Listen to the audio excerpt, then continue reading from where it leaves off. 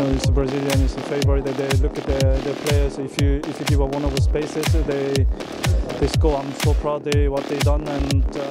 Sintayong, 안녕하세요, coach. 안녕하세요. Annyeong. Saya sama Coach Sintayong, saya puas kan. Ya memang waktu itu kesepakatannya kita target 16 besar. Lawan terus, harus lebih baik lagi gitu.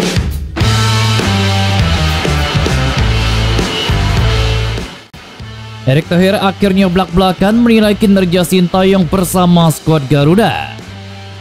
Tiga tim yang mengalahkan Indonesia di Piala Asia resmi tersingkir usai babak 8 besar. Benarkah Son Heung-min bantu balaskan dendam timnas Indonesia atas Australia?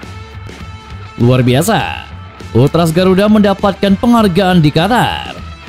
Pelatih Bristol Rovers Matt Taylor mengaku heran dengan Elkan Bagot. Ada apa? Serta beberapa berita timnas Indonesia hari ini. Selengkapnya hanya di Kiko Football.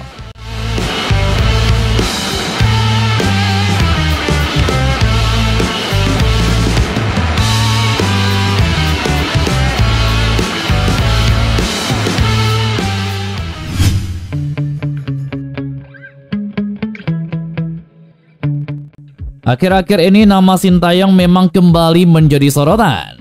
Hal ini bermula dari Sintayong yang mengaku mendapatkan tawaran dari negara lain. Buntut tawaran tersebut, Ketua Umum PSSI Erick Thohir pun langsung mendapatkan banyak dorongan terkait kontrak dari Sintayong.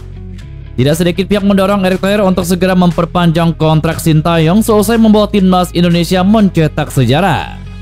Pelatih asal Korea Selatan tersebut memang mencatatkan sejarah karena berhasil membawa timnas Indonesia lolos ke babak 16 besar untuk pertama kalinya. Bahkan ini menjadi pertama kalinya sejak keikutsertaan tim Merah Putih di ajang 4 tahunan tersebut.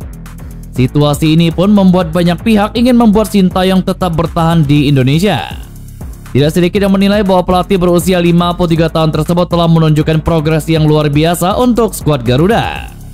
Apalagi tim Merah Putih bisa tembus hingga babak 16 besar Piala Asia 2023. Tentu saja ini tidak mudah.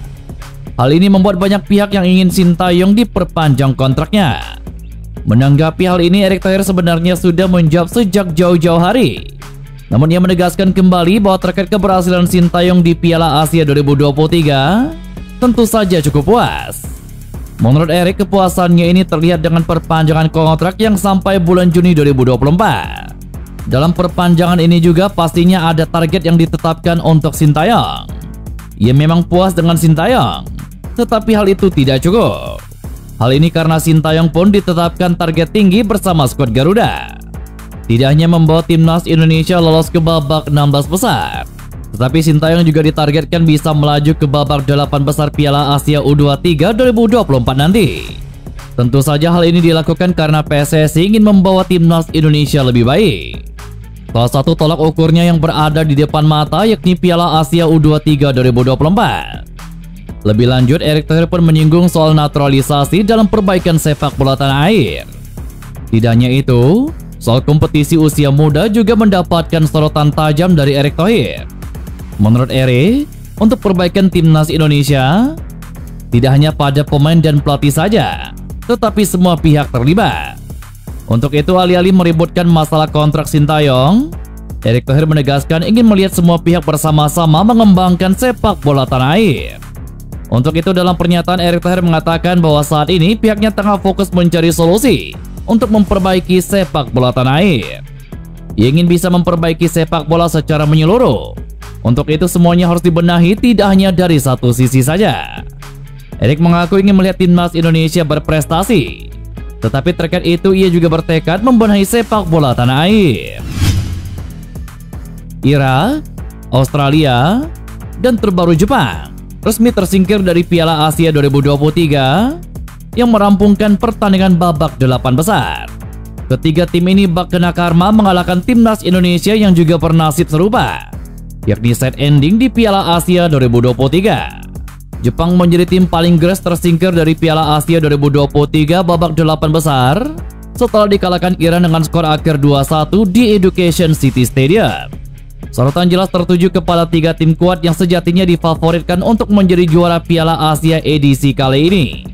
Ketiga tim tersebut ialah Irak, Australia, dan juga Jepang. Namun realita tidak semanis ekspektasi maupun prediksi. Ketiga tim ini bak kena karma akibat mengalahkan timnas Indonesia. Ya, ketiganya dalam perjalanan Piala Asia 2023 bersua skuad asuhan Sintayong. Dan seperti yang diketahui, timnas Indonesia menjadi pihak yang menelan kekalahan.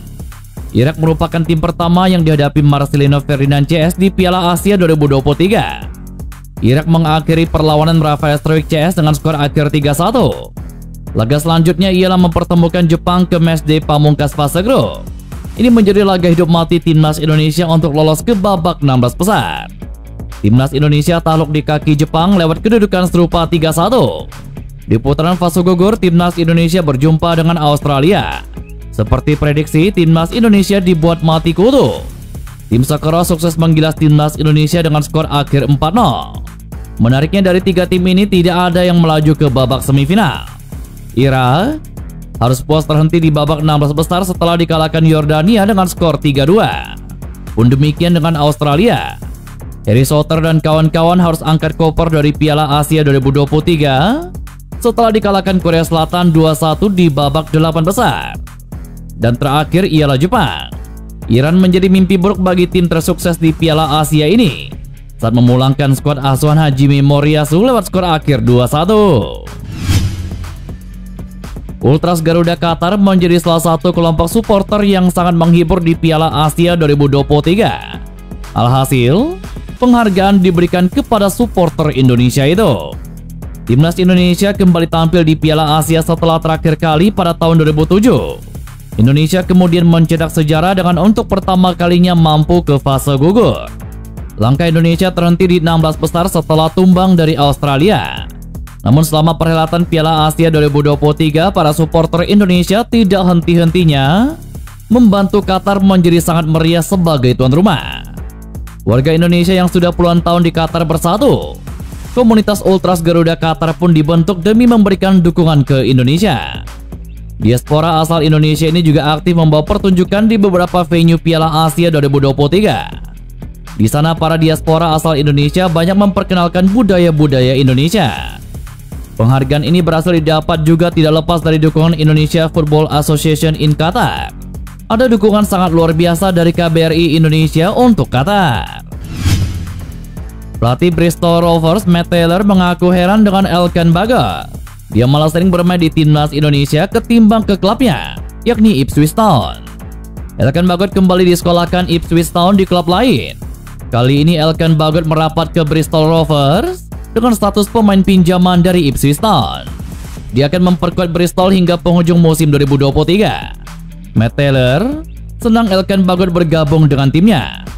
Dia mengakui bek timnas Indonesia itu memiliki masa depan yang cerah. Namun di samping itu, Taylor juga merasa heran mengapa pemain barunya itu lebih sering bermain di level internasional ketimbang di level klub. Dia mungkin lebih banyak bermain di level internasional dibandingkan di level klub. Kedengarannya hal yang aneh untuk dikatakan. Elkan Bagot sudah sering menjadi andalan di timnas Indonesia. Tak heran bila pemain berdarah campuran itu sudah puluhan kali berseragam tim merah putih.